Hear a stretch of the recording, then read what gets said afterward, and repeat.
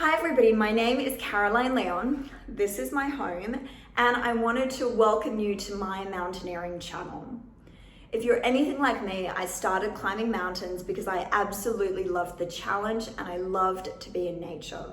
But what I quickly realized is that I had absolutely no idea what I was doing and I had no idea what any of the kit list actually meant. So here we're going to break it all down for you in a really easy way so you know exactly what all of that means.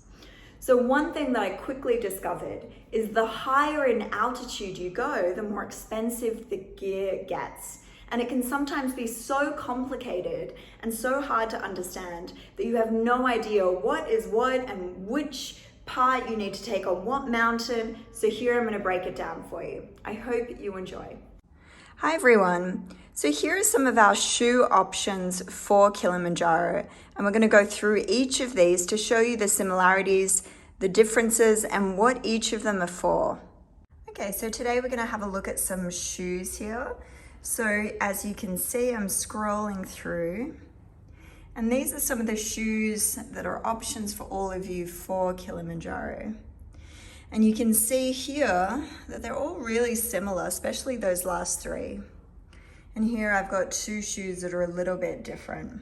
So I'm going to talk you through what the differences are in these shoes.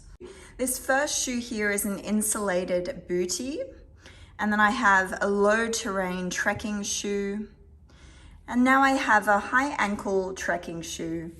And then just a little bit of a different trekking shoe, and then obviously a much thicker boot.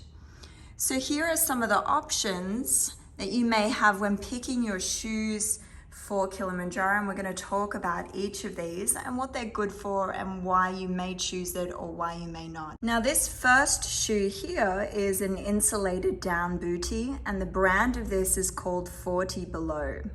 Now, if I have a look here, you can see that it's really insulated and quite spongy, which means that this shoe is going to be great for camp.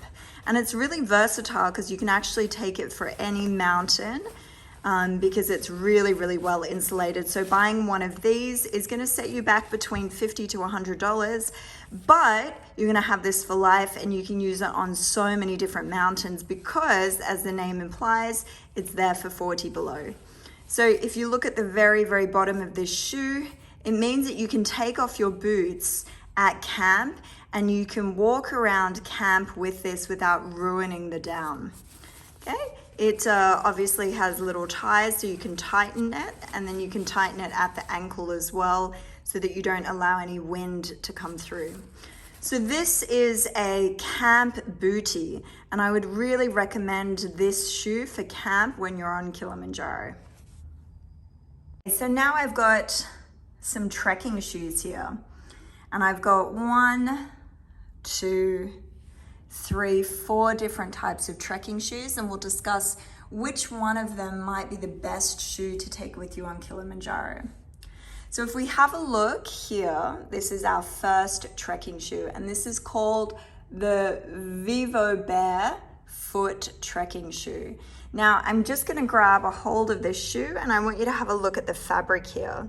It's kind of a meshy fabric, which means that it's really breathable. You can pull on these cords and that tightens it so there's no laces, so just so you get a good view. And now if I have a look at this shoe, I can actually completely fold it over. So it's really malleable and flexible, which means that it has a lot of flexibility, but not a lot of stability. Now, be really mindful here that there's no ankle support here on this shoe, which means, like I said, a lot of flexibility, but no stability. So on loose terrain that's uneven, this might not be the best trekking shoe for your ankle stability. What's really great about this brand and why I like it as a trekking shoe is that you can tell here it's got a really, really wide space for your toes, which means that when you're trekking, the chances of you bruising your toenails or losing your toenails greatly reduces. You've got a lot of space there, so it's nice and comfortable. So that's a great shoe for some of your other low altitude trekking. On Kilimanjaro, this might be useful for the first to the third day, But after that, this shoe is not so great for this mountain. So if you were going to pick and choose, I would leave this shoe behind for Kilimanjaro and potentially use it for another mountain. So now I'm down to these 3 mountaineering boots.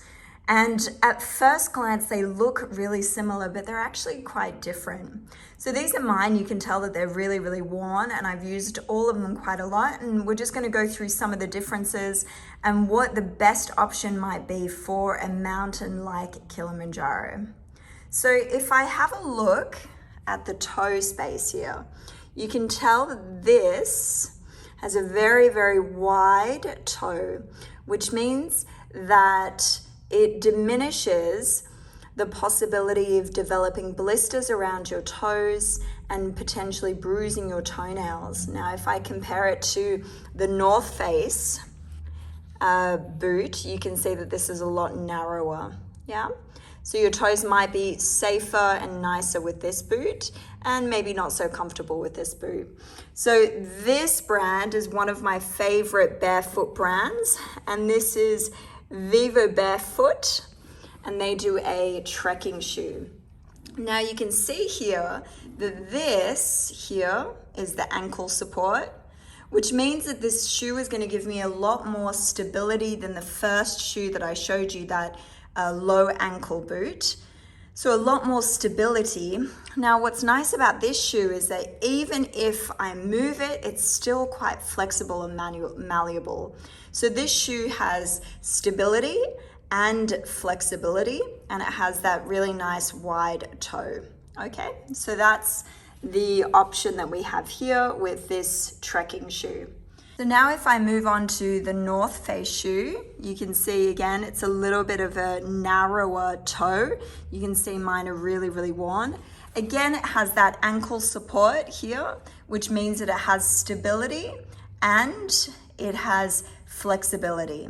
So when I try and move this though, you can see it is way less flexible than this shoe. Do you see how much more flexible this shoe is? So this would have more stability and less flexibility than the first shoe that we saw.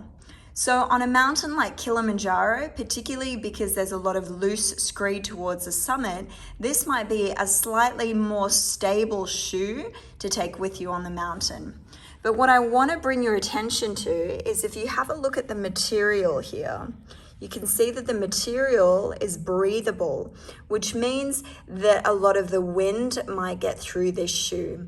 So on summit night, your feet may be a little bit cold. So with this shoe, we may on summit night have to wear 3 socks on summit night. Now if I take you to compare the last 2 shoes.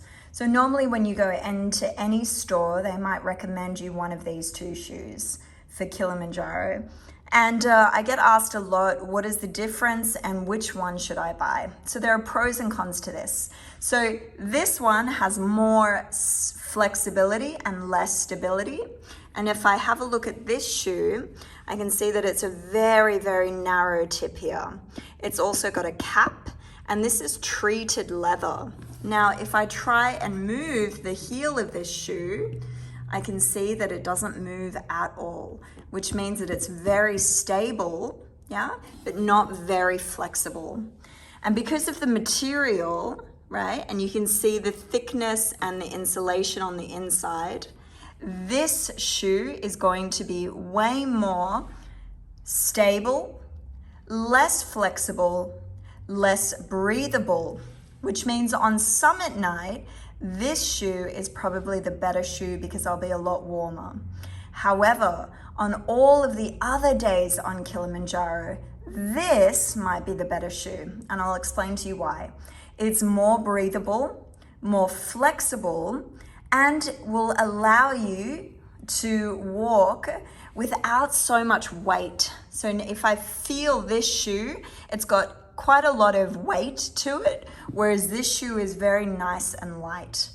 So the difference is for all of the days on Kilimanjaro, this might be the better shoe, and this for summit night will be the better shoe. So if I don't want to buy 2 pairs of boots, what do I do for something like Kilimanjaro?